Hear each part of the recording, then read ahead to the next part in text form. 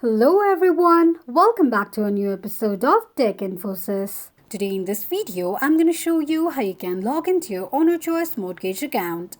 Keep watching the video till the end. To log into your Ownerchoice Mortgage account, firstly go ahead and launch open any web browser of your preference.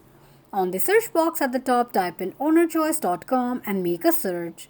The official page of Ownerchoice will appear on the screen. Tap on Borrower option. On the next page, click on Login option at the top right corner of the page.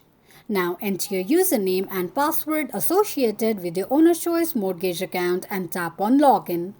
In case if you don't remember your username or password, click on the link that says Forgot Username or Forgot Password. This is how you can log into your Ownerchoice Mortgage account quickly and easily just in few steps. If you have any thoughts or queries, let us know in the comments section. Don't forget to subscribe to our channel for further updates. Also, press the notification bell icon so that YouTube will notify you whenever we post a new video. I hope this video was helpful to you. If it was, just go ahead and give us a thumbs up. Feel free to comment down any suggestions or improvements to be made to our channel by commenting on the comment box. Thank you so much for watching.